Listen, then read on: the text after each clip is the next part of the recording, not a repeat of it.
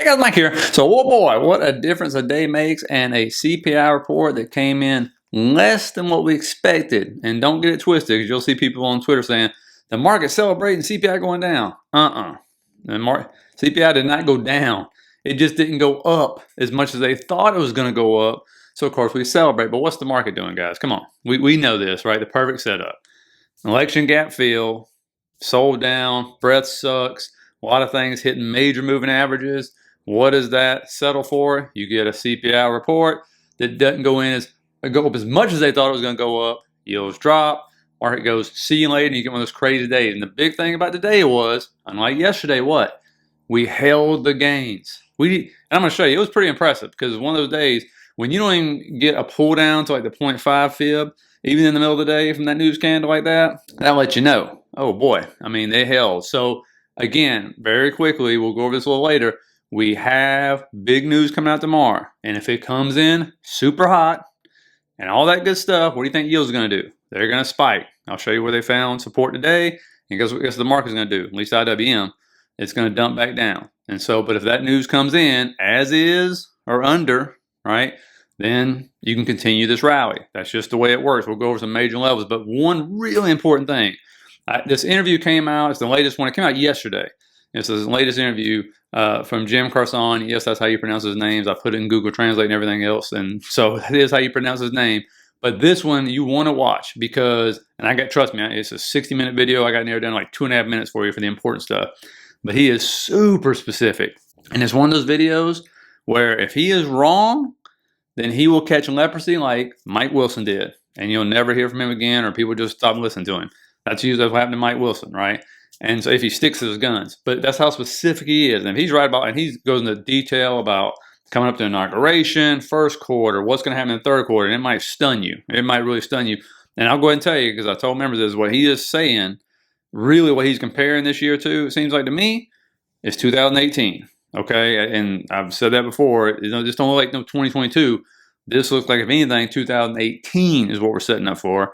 But again, we'll see if he's right. But make sure you listen to that one real quick. And I'm not going to go into a lot of charts because a lot of things were up big. That's great. Let's get through the data tomorrow. OPEX is this week. Okay, so we've seen things like this before. But I will go into key levels for the indexes, which absolutely have to be broken and held. Okay. Now, we'll also go into Tesla because that was a big one. And something happened in pre-market a lot of people didn't see. You can see, here's inflation. 2.4, 2.6, 2.7, 2.9. Okay, so that is not going down. It just wasn't as bad as they thought it was going to be.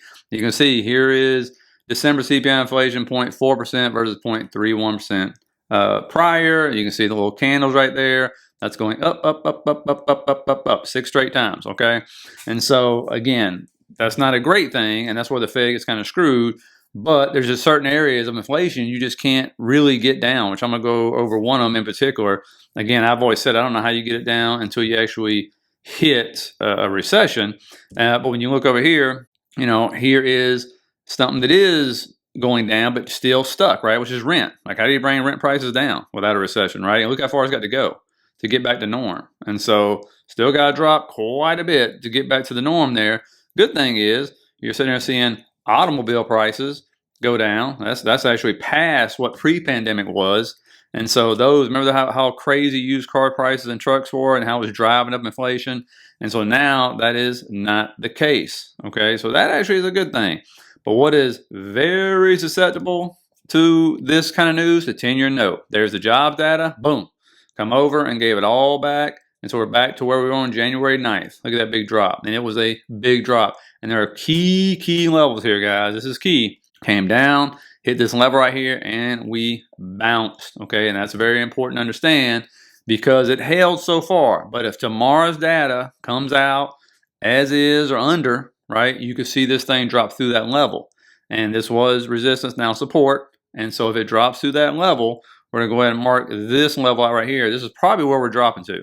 Was resistance, then became support multiple times right there, around 4.5, 4.51. That's where we'll probably drop to. If that happens, IWM is going to moon. Risk assets are going to moon just like they did today. Market's going to say, yay, great, especially if the dollar goes down with it. And so that's going to be big right there. When you come over here, again, and now, of course, if it doesn't go down there, then we had them coming up with hotter data. then of course it's going to bounce back up to those other levels, and IWM is going to sell off, and everybody can go, oh well, whatever. You might see money start rotating back into Mag 7, of course. That could happen. And again, that's why that level right there is so key. Okay, so it should get a bounce there. Even if it comes down to it, it should get some kind of bounce. That's usually how this works. Again, you can chart this just like a stock.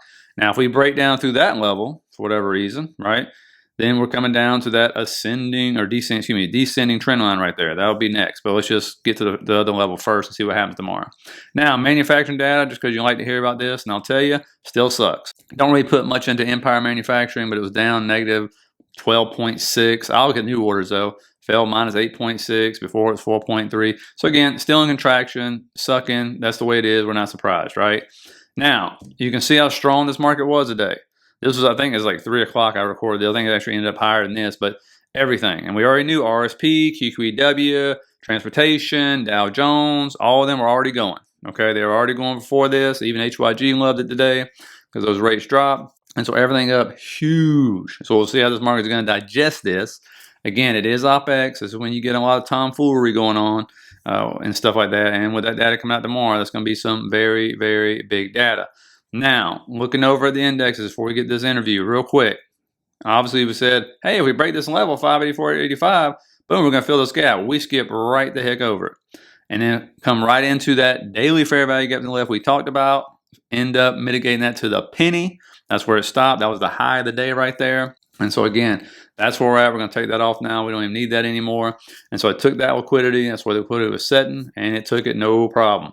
So depending on how the market wants to react tomorrow, if we move up, what you have to do to get out of all of this is say, yep, we're in the clear. We're definitely going to a new all-time high, or at least try to believe that, is like 600. Just think 600 in your head. It's actually 599.64 to be exact. But let's just go with 600, okay? You want to be able to get above it, hopefully retest, hold, and then go. But at first, got to get above the descending trend line, which we've rejected 4 times from. That's anywhere from 594, 596 right there. Again, the other one you want to hold if we come down tomorrow for whatever reason, 586 to 588, right in that area right there. Okay, so that's what you're looking at on SPY, just to keep it simple. And this has been a big move. Gap fill for the election gap. Fill the election gap, boom, 3.5% just like that in 3 trading sessions. And shorts, of course, did what? They covered.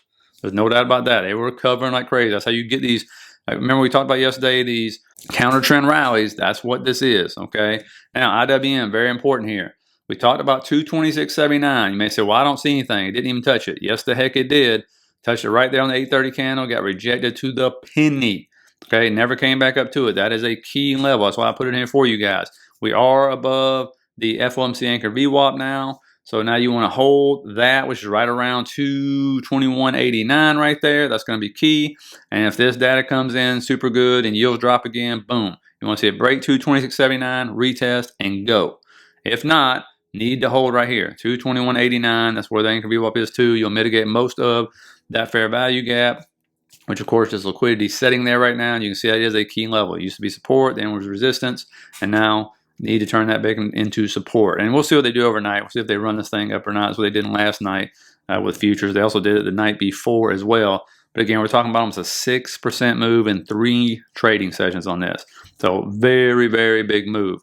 Now, real quick on Nvidia and Tesla. Nvidia, very simple. Got to get above 136. Got to close above 136. Failed to do that today, but that is key. So we'll draw the line here, move it. Again, I don't know what's happening after hours right now because I'm not watching. And so that is the key level. If we cannot do that, if we reject off that, we're going to start heading back down because Tesla's getting all the love today. Nvidia, you know, 2.5% day is okay, but I mean, let's be real. Tesla's up 8%. And so again, if it comes back down, watch 133.14. That's going to be key. But if we can get above that, then you're looking at 140.42 being on deck. Now Tesla, this is another one. They did some, you know, funky stuff in pre-market and after hours and pre-market, excuse me. When you turn on extended trading hours, guess what? Where it bounced from? That trend line to the penny and mitigated that 1 hour fair value gap we talked about to the penny, and then took off at 4, 5, 6, and 7 o'clock. And then when we opened up pre-market, started pushing it up, got the news, got rejected right there at the 410.89 level, which we talked about was very key. Came back down around 405, came back, broke through, turned 414.18 into support, and then boom, away we went. Now the level we stopped at was very key. This is not accidental that it stopped here, okay? 1, it's a fib level. 2, you can see where it's been resistance 1, 2, 3, 4, 5 different times, okay? They tried to come back above when it was heading down. And so that's why it stopped right there. I don't know what they're doing after hours. You know better than me. Maybe they're trying to push it up, but you got to break through that level. Once that level is broke through and turns support, heading up to the next one, anywhere from 440 to 445 is going to be your next levels to be watching out for. And the big thing to look on Tesla here is what is this doing right now? You're looking at higher lows, first of all, started right there. And now you're seeing more higher lows, and now you're starting to see higher highs on them lower time frames, okay? That's going to be key. And when you look at that, it almost looks like what? Looks like a nice channel. So I'm going to put a channel on this thing. You know, I love my channels, and so does Tesla. So we're going to bring this over here, put it on here. This is an extended trading hour, so it looks pretty smooth right here. Adjusting a little bit, and we'll see if we can move up to the top of this channel. I wouldn't be surprised if they did pull it up in after hours. It would not surprise me a bit to get there. Again, if the data comes in good, the market still wants to keep pumping, I will go ahead and look for the top of that channel. Also, if you look to the left there, spotting immediately a 1 hour fair value gap, which is going to hold liquidity for it to target. And so we'll put that in here as well. We'll say to the upside, that's what we're looking at right here. So it's going to pull this over for you, and it'll see what the numbers look like. So 447 will be a high. So anywhere, I don't know, 439, 447, if this thing wants to continue to move this week. Again, if we tag it and then start moving down, look at the bottom of that channel, need to hold 414 though. That is going to be key. And now that leads me to this interview, which is super detailed. So make sure you take some notes. And again, if he's wrong, he just gets some leprosy like Mike Wilson, probably never hear from him again, because that's what you do. You get the guys with the hot hand that makes, you know, not everybody's right all the time, that's for sure. And something's wrong if they actually are. But who's getting it mostly right? And he has had a lot of things going on over the last year, year and a half now, okay? And so pay close attention and take some notes on this, because he does give you some dates and numbers and all that good stuff. I think we're likely to see a counter trend rally before we see a renewed decline. I do not think we are going to hit a new high this year. I think if we do, it'll be a very minor new high. I don't think we get there. So that's a 6,100 kind of top in the market. And I think this is the first place I'm saying that I believe that is the top, and the top is in. I want to be clear, but that doesn't mean, or at least there's a very small minor new high. I want to be clear, that doesn't mean the market's about to crash. Don't go sell everything right now, right? I think we are going to chop, and that we are going to have a decline into March OPEX, with likely a counter trend rally before we go lower, but not necessarily. But I do think we will make a low somewhere around March OPEX, which will be a 10 to 15%, likely on the lower end of that, 10 to 12%, but maybe to 15 decline, peak to trough. You can do the math. 15% would put us at 51.75, that would be a buying opportunity, and we would get a counter trend rally there that was even bigger, whatever small counter trend rally we might see in the near future. If I know he's talking specifically, or she is talking very specifically about inauguration, which is a week away. And the next week, I think the odds are in the favor of a counter trend rally, up to somewhere 6,660 quarter. And it wouldn't be by inauguration. That would probably be till the end of the month. So I wouldn't expect that rally that quickly by inauguration. But again, by the end of the month, early February, I could see us back to those levels after, maybe slightly lower levels, maybe somewhere near here as a bottom. We'll see what CPI says tomorrow. But then again, I expect a bigger decline to come and continued stair steps till March OPEX, or maybe a week or so before March OPEX would be the bottom, depending on the path. The next new high after the next two rallies. We'll have a rally here that will fail. We'll see a March bottom. That'll be more cathartic, a bigger 10 to 15% decline. Like I said, that'll be bought after March, and some of the risk comes off the table, I believe. And when that rally fails, I think that's when people will really start to throw out the institutions. Others will start to throw the baby out with the bathwater, and I actually think that will coincide likely with higher push in yields closer to 6%. And I think that's what's going to take this market down, and the inflation expectations. And ultimately, again, we'll see the path. But I do think that the real decline, though, despite what I'm saying there, does not start till Q3. Again, we won't have reached new highs, and vol will not perform now, and shorts will get squeezed until then. We'll have a lot of chop in a wide range, essentially. But I do think that a bigger decline is coming, and I think it will be tied to higher interest rates. And ultimately, I think that decline, when it does come, will lead the economy and will slow down the economy in a way which will drive a meaningful recession, and will be met with a very powerful Federal Reserve response that, ironically, this time, even though people think it will save the day, will not, in my opinion. And I do think this ultimate decline we'll see will be somewhere between 30 to 40% peak to trough by early to middle of next year. And so, of course, that goes against what a lot of people believe, which is we'll actually move up, set another all-time high, and that will be the high. And then if they keep rates where they're at, eventually those will take effect. Yield curves uninverted, all this crazy mess. And if that 10-year does continue to pump, which his projection, you may think it's crazy, but I think if we said 4 point, and it gets to almost 5, I mean, almost to 5 in like what, 3 months? So, but that's the highest projection I've ever heard for a 10-year yield. If that happens, you can guarantee, oh my goodness. I mean, well, what would that put the 30-year mortgage at? Does anybody know? I mean, seriously, like 7 now. I mean, that would be crazy. You think the housing market's frozen now? So, I mean, you're talking about strain, and those are going to be the lending rates, right? Oh, that would be disastrous. I mean, IWM would be in the toilet. Those small companies couldn't afford to function on this right here. So if he's right, hey, give him a gold medal, even partially right. There's no way he's going to be right on everything. But again, the thesis is everybody thinks it's going to go to a new all-time high, and then that's going to be the topping formation, and then we'll come down if they continue to keep rates high and all that fun stuff. And so we'll see what happens. Let me know what you think in the comments, And so we'll see. He actually did. I didn't put it in here, but he went on to explain like how he actually predicted the exact day for the election gap fill, which is on obviously the 13th. And it goes into the flows. He was just looking at that kind of stuff. Remember, that's what he runs as a volatility index, and he was just looking at it, and that's what he said. All right, so let me know what you think about that, guys. Now, when it comes to earnings and data, obviously banks hung the moon today. Tomorrow we got more. We got Taiwan Semiconductors, though. That's going to set the pace or the tone for semiconductors. And then you have a lot more banks reporting.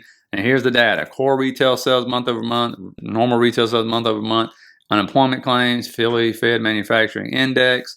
And so if that comes in super hot, yields will pump again, and the market's not going to like it. If it comes in as is or under, you could obviously see more upside. Again, these are big moves, so we've seen this before, right? Especially with the Mag 7 continue to participate, and Microsoft wakes up, right? Apple's sitting right below its 50, got rejected as 50. A lot of stocks got rejected at their 50 today. So we'll see if they're able to break above those. So anyway, please hit the like, subscribe button, guys. Really appreciate it. Think about signing up for the membership. Less than a McDonald's combo, and that's everything you get with it. And I'll see you guys tomorrow.